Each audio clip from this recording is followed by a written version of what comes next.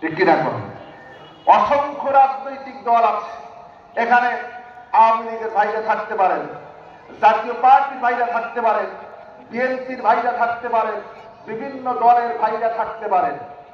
আমার কথার ভিতরে কোনো নেগেটিভ খোঁজার চেষ্টা করবেন না, শুধু আমার আল্লাহ পাকের কথাটা বোঝার চেষ্টা করুন। আপনারা, আপনি তো মুসলমান, ঠিক কিনা কন? এখানে বসেছেন, কোরআন এসেছে মানুষকে হেদায়েত দেওয়ার জন্য, সঠিক দ্বীন বুঝাবার জন্য, ইসলাম বুঝাবার জন্য কোরআন এসেছে। এজন্য সব দলের ভাইদেরকে বলবো, সমস্ত চিন্তা মতাদর্শ এই মুহূর্তে মাথা থেকে ঝেড়ে ফেলে দিয়া চিন্তা করুন যে আল্লাহ কোরআনে কি বলছেন, এই কথাটা বোঝার চেষ্টা করুন। আল্লাহ বলেছেন যে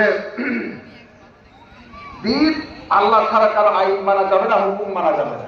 এখন আপনি মুসলমান হওয়ার পরে যদি মানুষের তৈরি করা আদর্শ, মতবাদ, আইনকে প্রতিষ্ঠার জন্য কাজ করেন, তবে আপনি কি ইসলামকে মানলেন? জোরে বলেন, মানলেন?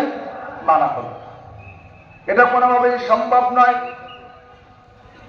আর দুনিয়ার যত দল আছে, যত মত আছে, তারা সবকিছু বোঝে, নিজের স্বার্থ বোঝে, অর্থ সম্পদ বোঝে, জমি জমার হিসাব বোঝে, সব বোঝে। কিন্তু দ্বীন মানে যে আইন, আল্লাহ ছাড়া কারো আইন মানা যাবে না, আল্লাহ ছাড়া কারো আইনকে প্রতিষ্ঠার জন্য লড়াই করা যাবে না। মানুষের তৈরি করা আইনকে প্রতিষ্ঠার জন্য ভোট কেন্দ্রে যায় সিল মারা যাবে না, ঠিক কিনা? এই কথাটুকু অধিকাংশ মানুষ বুঝতে চায় না আল্লাহর বক্তব্য।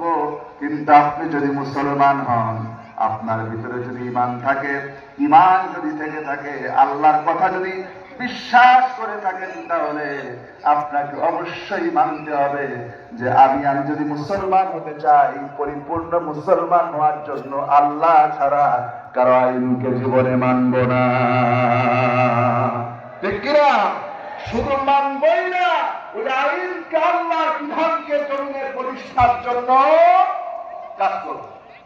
আল্লাহ রাব্বুল আলামিন এই কথা বলার পরে আমাদেরকে দায়িত্ব দিচ্ছেন, যেহেতু আমরা মুমিন, আমরা মুসলমান, রব্বুল আলামিন আমাদেরকে দায়িত্ব দিলেন। আল্লাহ পাক বললেন, ওয়াকাতিলুহুম হাত্তা লা তাকুনা ফিতনাতুন ওয়া ইয়াকুনা আদ-দীনু কুল্লুহু লিল্লাহ।